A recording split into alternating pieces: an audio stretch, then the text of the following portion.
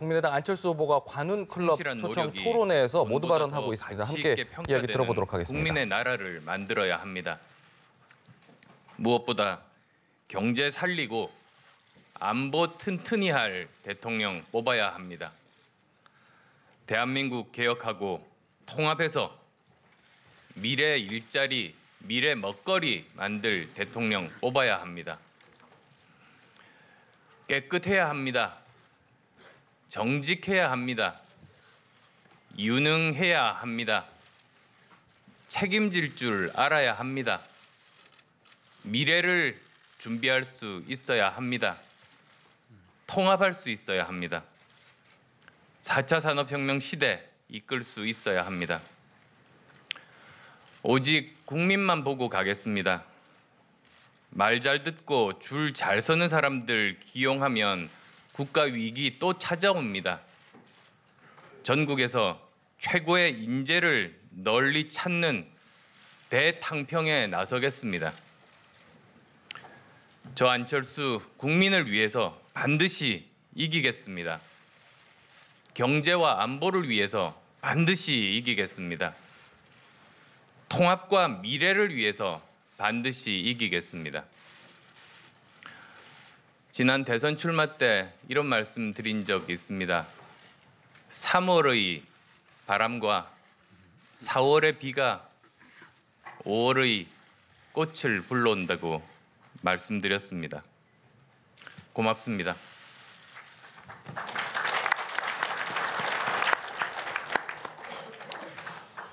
예, 먼저 단도직입적으로 묻겠습니다. 그 다자 대결이냐 양자 대결이냐에 따라서 안 후보의 지지율이 좀 변화가 있습니다. 이번 대선을 끝까지 혼자 뛰실 건지 아니면 연대하실 것인지 부탁드립니다. 예, 이제 저 너무 질문을 많이 받았습니다. 사실은 그래서 도중에 농담으로 연대가 아니라 그대로 가겠다고 농담도 한 적이 있습니다만 원래 그런 것 아니겠습니까? 원래 정당이 존재하는 이유가 자기가 하고자 하는 비전을 밝히고 리더십을 보여주면서 그걸로 선거를 치릅니다. 평가를 받습니다.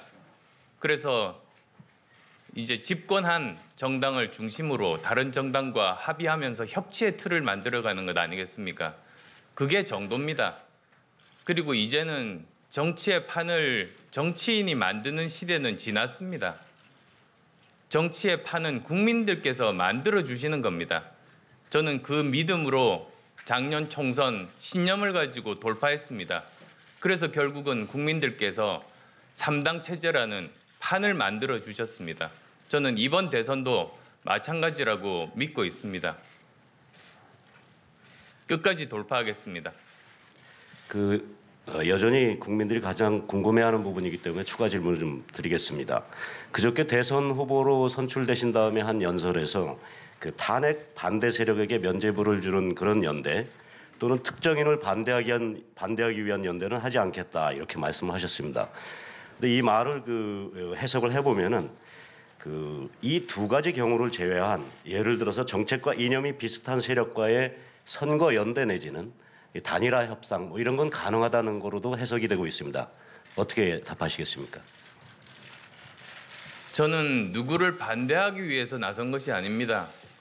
저는 제 비전과 리더십이 더 낮기 때문에 지금 선거에 나선 겁니다. 지금 그때 세 가지를 말씀을 드렸습니다. 지금은 이미 정치인들이 정치판을 주도하는 그런 시대가 아닙니다. 오히려 국민들께서 이끌고 가고 정치가 뒤따라가는 시대입니다. 저는 역사의 흐름과 국민들의 집단 지성을 믿습니다. 그래서 어떤 형태로 구도가 짜여지고 어떤 후보가 나서더라도 결국은 국민들은 지금 시대가 요구하는 그 역사의 흐름에 따라 국민들이 집단 지성을 발휘해서 결론을 내려주신다고 저는 믿습니다. 정치하면서 계속 그렇게 믿고 신념을 가지고 해왔습니다. 작년 총선도 그래서 그 3당 체제 결과가 나왔고 이제 우리나라는 다당제라는 역사의 흐름에 따라서 갈 겁니다. 이번 대선은 지금 우리에게 놓여진 미래 과제 그리고 우리 사회의 총체적인 여러 가지 문제들을 누가 해결할 수 있는가 그 흐름에 따라서 갈 거라고 저는 확신합니다. 그럼 좀 더 단도직입적으로 묻겠습니다.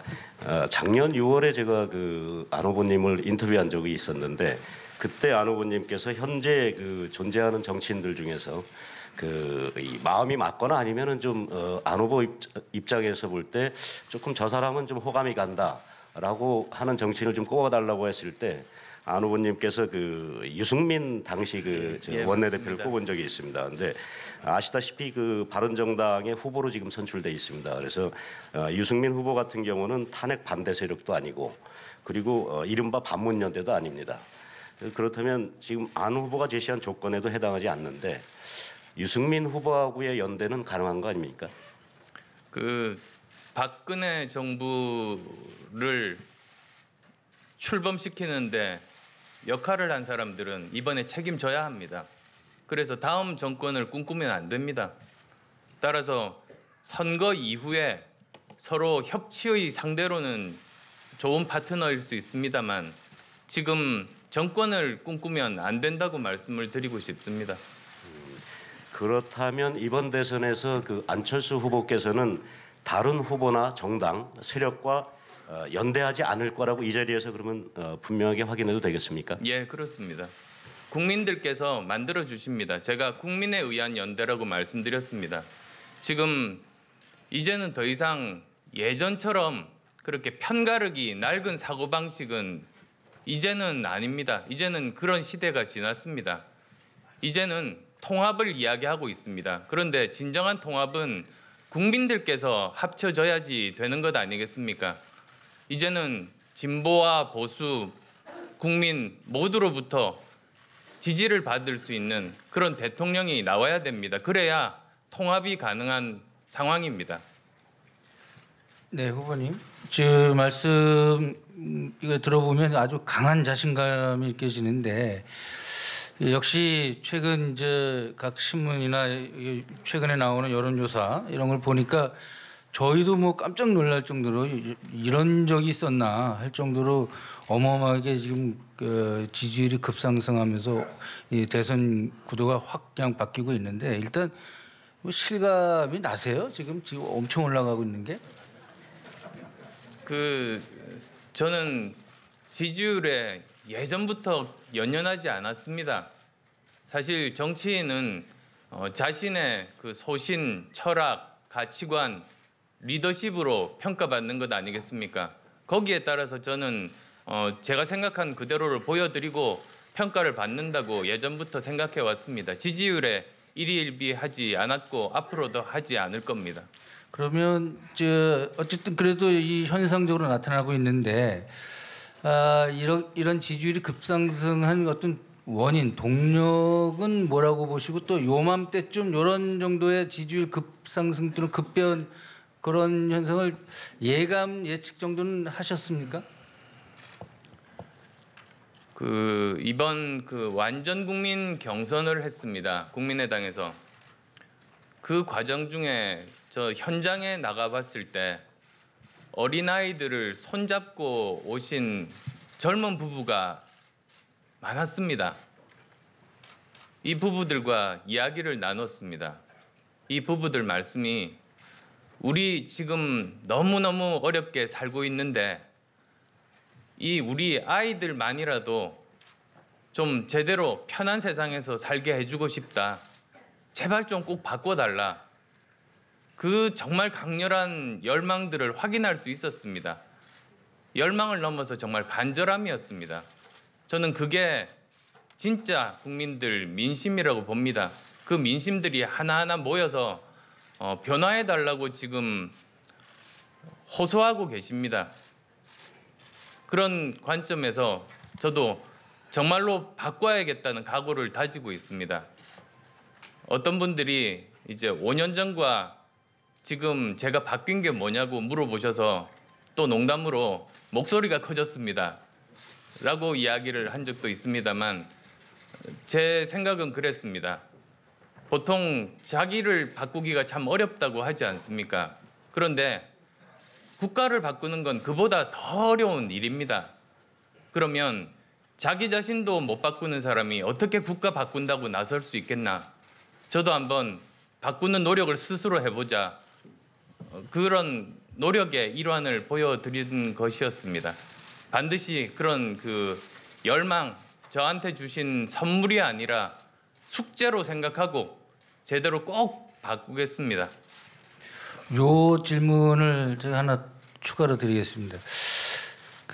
아무래도 반기문 전 유엔 사무총장 부분을 말씀드리지 않을 수 없는데, 일단 그분이 초반에 나왔을 때 그분 주로 지지했던 중도 보수층의 표심이 안 후보에게 옮겨갔다 하는 게 저희들 많이 얘기하는 분석 어떤 내용입니다. 그리고 최근에 반 전 총장에 대해서 집권하시면 외교 특사를 모시고 싶고 아마도 그분도 흔쾌히 수락하실 거라 믿는다 이렇게 말씀하셨는데, 혹시 반 전 총장 그 중도 사태 이후에 만나시거나 또는 연락드리고 정중히 요청하신 적 있으십니까? 만나뵌 적 없습니다. 제가 그 외교 특사 말씀을 드린 게 2월 1일 날 사퇴하신 직후입니다. 그때 저는 아까 또 지지율 말씀하셨으니까 아마 그때가 지지율 5등, 6등 이랬을 겁니다. 근데 저는 반기문 총장께서는 정말로 소중한 대한민국의 외교적 자산이라고 예전이나 지금이나 한결같이 믿고 있습니다. 정말 그런 분이 지금 다음 정부에 여러 가지 정말 난맥처럼 얽혀 있는 이런 외교 문제들을 먼저 미국과 일본과 중국과 만나면서 풀어 가실 수가 있으면 다음 정부에 정말로 보배 같은 보석 같은 존재라는 생각을 했습니다. 그래서 그날 2월 1일 날 이제 본인이 대선 불출마 선언을 하셨을 때 그 직후에 제가 다음에 누가 대통령이 되든 다음 정부에서는 꼭 반기문 전 총장께 간곡하게 부탁을 드려서 외교 특사로 정말 우리 대한민국 외교 현안들을 꼭 푸는데 중요한 역할을 해주셨으면 좋겠다고 그때 말씀을 드렸습니다. 최근에 말씀드린 것도 꼭 같은 맥락입니다. 지금 이번에 갑자기 제가 한 이야기가 아니고 예전에 벌써 제가 했던 이야기입니다. 잠깐 제가 보충 질문 하나 드리겠습니다. 지금 지지율 높아지신 게 그 지지율이 본인 거라고 생각하십니까? 예를 들어서 문재인의 반대표라든지 아니면 그 오갈 데 없는 보수층의 표심이 안 후보에게 한꺼번에 몰려서 대선 후보 경선 이후에 이렇게 된 거다, 이렇게 판단하지는 않으십니까? 저는 저 포함해서 정치인들이 이 표가 내 거라고 생각하는 것 자체가 굉장히 교만한 생각이라고 저는 예전부터 그렇게 생각하고 있습니다. 그거는 그 정치인을 통해서 국민 한 사람 한 사람의 그 변화에 대한 열망을 실현시키는 라고 지금 하기 때문에 거기 지지가 모이는 것 아니겠습니까? 그런데 그래서 저는 지지율이라는 것도 아까 말씀드린 표현처럼 이건 선물이 아니고 숙제를 주는 거라고 생각합니다. 그렇게 겸허한 마음으로 저는 처음 정치 시작할 때부터 지금까지 정치를 하고 있습니다. 그 연대 문제에 대해서 질문을 연대가 아니고 고대로 가겠다고 말씀하셨는데도 불구하고 자꾸 질문을 드릴 수밖에 없는데, 아까 답변을 그렇게 하셨습니다. 정치판은 이제 국민이 만들어준다, 정치인이 만들어주는 것이 아니고 연대도 국민이 만들어줄 것이라고 말씀을 하셨는데, 이 이야기가 대선 당일날 투표를 통해서 유권자들께서 그런 선택을 해주실 거라는 말씀이신지, 아니면 대선 과정에서 자연스럽게 이런 지지율이나 이런 것들을 통해서 다른 후보들이 안철수 후보와 연대하겠다라고 하는 그런 흐름을 만들어서 안철수 후보도 주도적으로 나서지는 않지만 다른 후보들 진영에서 그런 입장과 의사를 전달해 왔을 때 응할 수 있다는 얘기인지, 그 부분을 좀 명확하게 좀 해주셨으면 좋겠습니다. 저는 지금 그 말씀도 너무 정치인들 중심의 그 생각들이지 않나 싶습니다. 작년 총선 때 우선 좀 설명을 드리겠습니다. 작년 총선 때 사실은 제가 이제는 다당제가 시대의 흐름이고 역사의 흐름이라고 확신했던 계기가 있었습니다.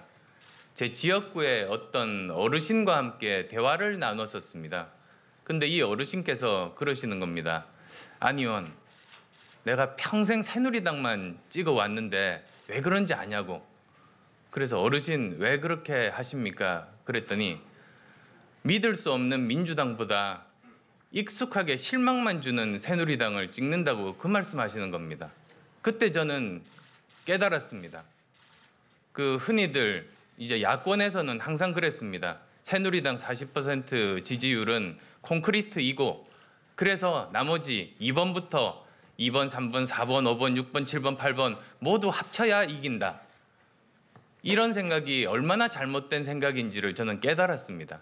이제는 그렇게 서로 편가르기식의 1번 아니면 2번 어느 한쪽 편에 서야만 하는 그런 선택이 아니라 국민들은 훨씬 더 그 다양한 지금 요구를 하고 계시고 기존의 양당 체제가 더 이상 대한민국의 문제를 해결할 수 없다는 결론에 도달했다. 그걸 확실히 깨달았습니다. 그래서 국민들이 요구하는 것은 이제는 3당을 넘어서 다당제이다. 그 확신하에서 신념하에서 어떤 어려움이나 방해가 들어오더라도 제가 신념을 가지고 있으니까 밀어붙일 수 있었습니다. 그래서 이런 아까 역사의 흐름이나 국민들의 총체적인 집단 지성에 대해서 말씀드리는 것은 저는 그것에 대해서 굉장히 겸허합니다. 이번에 저는 다자구도 하에서 양강구도가 될 거라고 1월 4일 날 말씀드렸습니다. 그때가 1월 초입니다. 저를 인터뷰했었던 분이 아마 그 경향신문에서였었는데요. 그때도 아마 다들 안 믿으셨을 겁니다. 근데 저는 그런 흐름을 믿었습니다. 정치인들이 계속 미래에 대한 예측이 틀리는 이유는 자기의 희망사항을 이야기하기 때문입니다. 저는 제 희망사항 이야기하지 않습니다. 저는 객관적인 사실과 흐름을 보고 제 판단을 이제 말씀을 드리는 겁니다. 그래서 많은 부분들 지금까지 제 예측대로 맞아왔던 겁니다. 그런데 제가 죄송하게 설명이 좀 길었습니다만 선거할 때 그 순간에 국민들께서는 어떤 구도 하에서도 어떤 후보가 나오더라도 이미 결론은 나 있습니다. 이미 이제 정권 교체는 결정됐습니다. 이제 남은 선택은 안철수에 의한 정권 교체냐, 문재인에 의한 정권 교체냐 그 선택만 남았습니다. 이번 대선은 그렇게 치러질 겁니다. 그래서 누가 더 2명만 남아 있을 수도 있고 5명 그대로 완주할 수도 있습니다. 그런데 그건 결론에 전혀 영향이 없습니다. 결국은 국민들은 그 두 사람의 선택 중에서 어떤 선택이 더 좋은 정권 교체인지 우리 미래를 위한 선택인지로 판단을 하실 겁니다. 그래서 결론이 날 거라는 말씀을 드립니다. 예, 안 후보님 말씀 잘 듣고 이해는 되는데요. 어제 김종인 전 민주당 대표 네, 현재 관훈클럽에서 진행되고 있는 안철수 후보, 국민의당 안철수 후보의 토론회 함께 들어보셨습니다.